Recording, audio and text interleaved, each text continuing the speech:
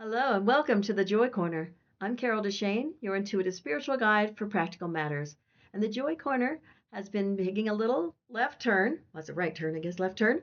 And it's now a little mini lesson instead of an I am affirmation.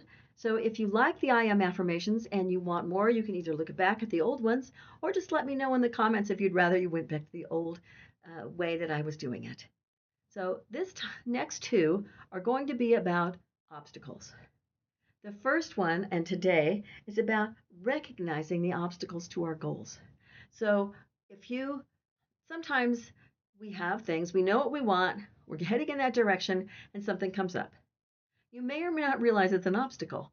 If you recognize it, so if you're going towards a goal, and say it's a job interview, and all of a sudden there's something comes up, and you're going, well, now either it was canceled or they put it off, and you're going, well, why did that happen? Realize that whenever things come up that seem to stop us from where we're going, there's a reason for that. There's a reason that the obstacles come up.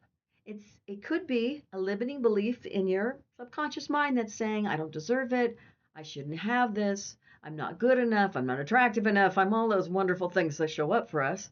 I don't deserve it, I'm not worthy, all of those things that are there. And if you look at the reasoning behind what the obstacle is, going, oh, is this actually an obstacle, or is this, sometimes we just blow right through them, and that's great. But we can learn a lot from recognizing an obstacle. We can learn why it shows up, what it is. I mean, first, what it is usually pretty obvious, but why is it there? Why did it show up about this particular thing? Maybe you were going to, you're dating somebody and they get a job out of state, and you're going, why is this happening? Why, I mean, things look like it was going pretty well. Why suddenly is there a big thing that comes up that we can't be together anymore? Or maybe not for a bit, or whatever may happen. It could be somebody dies in their family and they have to go away for a while, or maybe for a long while, take care of a parent or something. So look at these things that come up for you and say, okay, if this is an obstacle, what can I do about it? How do I go ahead and make this happen? So this time we're looking at recognizing the obstacles. The next time we're going to look at how we can adjust goals in order to, or change our goals in order to get around the obstacles. But if you recognize the boulder in your path, that's a big step. Recognize what it is, why it's there. What in the world am I believing or needing or to see in order for this challenge to happen? If it doesn't feel like a challenge, then maybe it isn't an obstacle. Maybe it's just, and you're back on your path. So it's not really any big deal.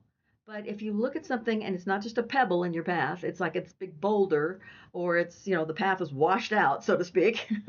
um, you look at it and you go, okay, is this an obstacle? Am I supposed to keep going towards the goal? Or is this something that, you know, it's trying to direct me in a different direction?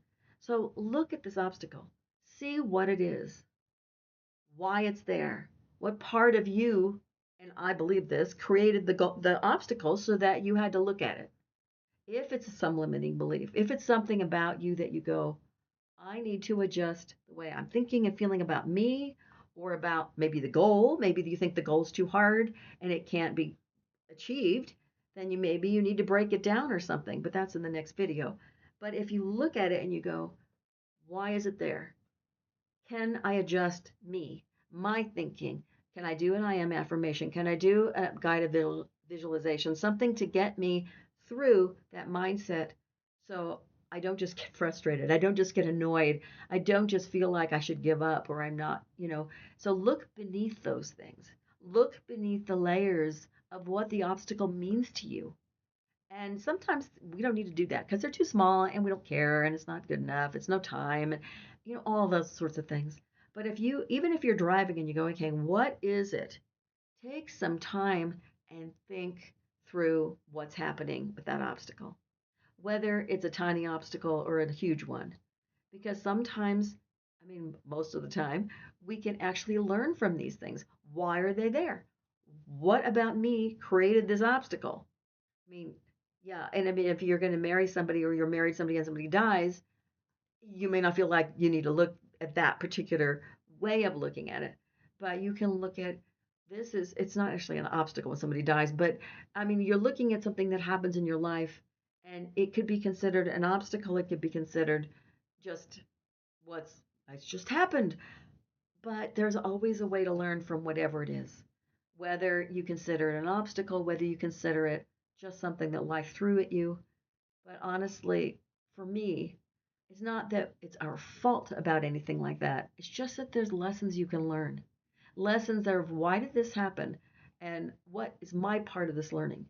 What can I do to either be a better person, to get through it, to learn something, to grow, to change, to be who I want to be? Maybe that's the best gift when that particular obstacle comes up because it teaches you a huge lesson. Or maybe it's a tiny lesson. But if you don't take the moment to look at it and figure out why is this here, you won't have a chance to do that growing or that changing. Because a lot of times, once you figure out why that obstacle is there and what it is about you that has created the obstacle, it won't be one anymore. It'll just sort of poof, magically leave because all of a sudden there is no obstacle. You figured out what the problem is. And you may not even have to fix the problem. A lot of times, understanding is all you need. Understand what happened, why it happened, and then you go, oh, I'm fine. It's done. And if that's the case, then hallelujah. I mean, that obstacle may just disappear all by itself, but it doesn't really do it by itself. It's when you do the change because things are happening that you don't know about. A lot of times, when I was working, I would not know that something was going to happen because nobody told me, but they were talking about it. So in the background, something's happening because you've shifted. I mean, my favorite one that I tell people the story about is that on Friday, I decided I had done all kinds of homework on how I wanted to shift my life, and I decided exactly how much it was going to cost. I did all of my research, and Friday at lunch, when I was working, I went, okay, this is what I want to do. This is how much it costs. But I'm not taking it out of my savings. So help universe, God, whatever you want to say, I need that money. And if I'm going to do it, if I'm supposed to do it, I need the money. And I let it go. And Tuesday or Wednesday, I forget which day it was, I got a call and the money appeared. I had it by the end of the year, which is when I needed to buy. I had it in sections because something was happening in the background, and it had been for years. I just never knew it was going to happen. When I got appointed as a trustee of a charitable trust, I had no idea, and there was money related to that. And that money throughout that year paid for all my classes. And the following year, I took on extra. So I did spiritual coaching classes, I did angel card reading classes, I did all sorts of things that I wanted to do once my divorce went through. And those were my priorities. That's what I decided I wanted to do and my goals. And the money just appeared. So know that that obstacle doesn't have to stay an obstacle. Once you recognize what it is, it can easily shift and adjust and even disappear. Your answers may come when you figure out what it is that you need to do to make it happen and where that obstacle is actually coming from. So join me the next time I do the Joy Corner because I'm going to be talking about adjusting your goals or changing your goals in order to get around that boundary. Okay, until next time, thanks for joining me. This is the Joy Corner, and I'm Carol DeChaine.